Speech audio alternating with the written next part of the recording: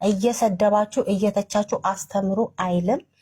አንተ እውነታውን ስለቃሉ ስታስተምረኝ ተባክ እውነታውን አንዴ እህታችንና ከቅድም ጀምሮ ከመጀመሪያ ጀምሮ መጽሐፍ ቅዱስ ነው አልስጠቅስ የነበረው። አሁን ጴንጤ ቆንጤ ምናምን ስትል ነበር። አሁን ጴንጤ ቆንጤ እኔ እንግዲህ ነገር እሱ ላይ ከመምጣታችን ጴንጤ አይደላችሁም እንዴ? ስማችሁ አይደለም ጴንጤ? አይ ቆንጤ ምንድን አይ እንትኑ ቅጻዩ ምንድን ነው? ቆንጤ ማለት ነው ጴንጤቆስጤ ይባላሉ። ጴንጤቆስጣል ላይክ የሐዋርያት ሥራ ምዕራፍ 2 ላይ ቤተክርስቲያን ስለተመሰረተች ጴንጤቆስጤ ይባላል። በጴንጤቆስጤ ቀን ነው ይባላል። ቀኑና ጴንጤቆስጤ ተብሎ ሊጠሩ ይችላሉ። እንደዛ ነን ብላችሁ ትጠራላችሁ። በእርግጥ የክርስቲያኖች ስም ቢሆንም ችግር የለውም። እኔ እንደዛ ስለጠራህም እኔ በዛ ልጠራም ተወሱን። ኦኬ እኔ አሁን ለጥያቄ ስላለኝ ነው የገባሁት። ጥያቄ ምንድን ነው? አንድ ጥያቄ ልጠይቅሽ። እሺ አንድ ጥያቄ። ቆይ ወደ ሀሳብሽ ከመግባትሽ በፊት ያንቺን እንትን ማወቅ ስለፈለግኩ ነው። ሴት ልጅ ማስተማር ትችላለች ብለሽ ታስቢያለሽ? እሱን ልጠይቅህ ነው።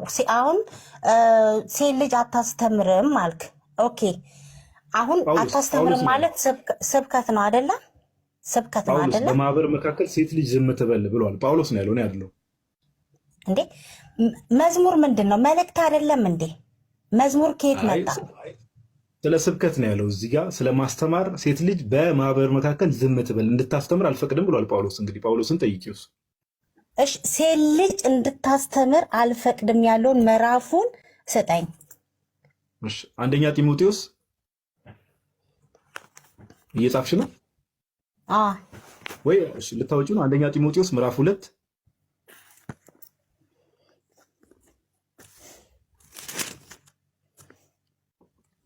አንደኛ ጢሞቴዎስ ምዕራፍ 2 ቁጥር 12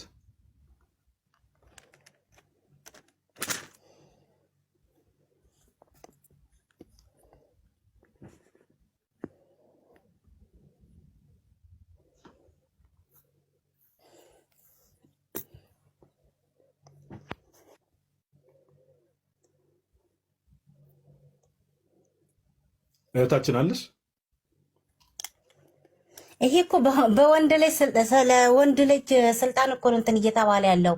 ወንጌል እዚህ ጋር መስበክ የለባትም የሚል ነገር የለም እኮ። አንብቢው ምን እኮ ሴት ልጅ በጸጥታ እና በሙሉ መገዛት ትማር ይላል አይልም? አንደኛ ጢሞቴዎስ ምዕራፍ 2 ቁጥር 12 ነው እኮ ያልኩሽ እህታችን። ሌላ መጽሐፍ ቅዱስም እያነበብሽ ያለሽ አንደኛ ጢሞቴዎስ ምዕራፍ 2 ቁጥር 12 ሴት ዝም እንድትል እንጂ እንድታስተምር ወይንም በወንድ ላይ ስልጣን እንዲኖራት አይፈቀድም። ምን አለ? በወንድ ላይ ልታስተምር ወይም በወንድ ላይ ልትሰለጥን አይፈቀድም ማለት ነው። አዎ አይፈቀድም ማለት። ስለዚህ እንድታስተምር አልፈቅድም እያለ ነው ጳውሎስ።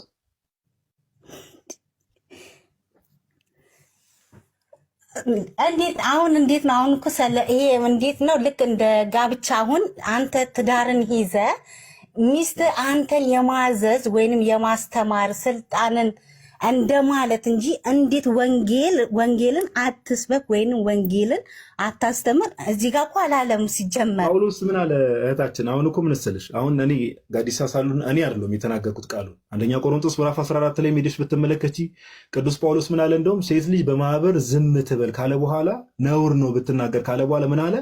ይቺ የጌታ ትእዛዝ ናት ነው ያለው። ስለዚህ አዛዡ ማለት ነው እግዚአብሔር ነው አይደል? እየሰማሁህ ነው። ምን ልልሽ ፈልጌ መሰለሽ፣ ትእዛዝ እንደዚህ አይነት ትእዛዞች አሁን የሴት ልጅን ለመጨቆን ምንም ለማለት ሳይሆን ስርዓት አለ። ኦኬ እግዚአብሔር አምላክ የምን አምላክ ነው? የስርዓት አምላክ ነው። ሁሉም ሰው ጸጋ ይሰጣል። የተለያየ ጸጋ አለ። ሴቶች ለምሳሌ ቤተክርስቲያን የሚያገለግሉበት፣ ቤተክርስቲያንን የሚረዱበት፣ የሚያንጹበት የተለያየ መንገድ አለ። ነገር ግን ማስተማር የሚባለውን ነገር ወይ ደግሞ ሚኒስትሪ የሚባለውን ሄዶ ወንጌል መስበክ የሚባለውን ነገር ለማን የተሰጠው ከተባለ ለወንዶች ነው። ለምን መሰለሽ እህታችን 12ቱም ሐዋርያት ወንዶች የሆኑት? እሺ እየሰማሁህ ነው አይደል? ለምሳሌ እኮ ሴት ልጅ በዛ ደረጃ 12 ሐዋርያት እንግዲህ መጀመሪያ ሂዱ ወንጌልን ለፍጥረት ሁሉ ስበኩ የተባሉት እነሱ ናቸው አይደል? እነዛ ሙሉን አይተሽ ከሆነ 12ቱም ወንዶች ናቸው። ይሁዳ ከካደ በኋላ ራሱ በይሁዳ ቦታ የተተካው ማን? ወንድ ነው። የሐዋርያት ሥራ ምዕራፍ 1 ስትመለከች ይሄ ከምን የመጣ ነው ከተባለ እግዚአብሔር አምላክ ያዘዘውን። አሁን ምን መሰለሽ ሴት ልጅ ቃል እግዚአብሔር አትነጋገር እኮ አይደለም። ማህበር ማለት ግን ለምሳሌ አሁን በፕሮቴስታንት ቸርቾች ውስጥ እንደምታውቂው ብዙ ሴት አገልጋዮች አሉ፣ ሰባኪዎች አይደል? ፈዋሾች አሉ አይደል? የሚፈውሱ አስተማሪዎች፣ ፈዋሾች፣ ከዛ በኋላ ልሳን የሚናገሩ ትንቢት የሚናገሩ እነዚህ ሁሉ የቅዱስ ጳውሎስን ከጌታ የጌታ ትእዛዝ ናት የማይቀበል ሰው ቢሆን እንደፈለገ ይቀጥል ብሎ እንደተናገረው በሱ ትምህርት ከሄድን እነዚህ ሁሉ ከጌታ ትእዛዝ የወጡ ናቸው። የመንፈስ ቅዱስን ትእዛዝ የማያከብሩ የእግዚአብሔርን ትእዛዝ የማይጠብቁ ናቸው በሙሉ በጳውሎስ ትምህርት መሰረት ባይዘው። እሺ 12 ላይ እንደዛ አለ። 13 ላይ ምንድን ነው ያለው? አዳም ቀድሞ ተፈጥሯልና በኋላም ሔዋን ተፈጠረች።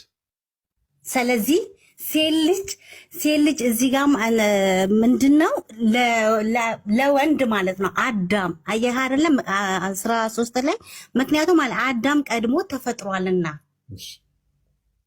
ስለዚህ ሴት ልጅ ስልጣን የላትም በማን በወንድ ልጅ ላይ በወንጌል ላይ ሳይሆን በወንድ ልጅ ላይ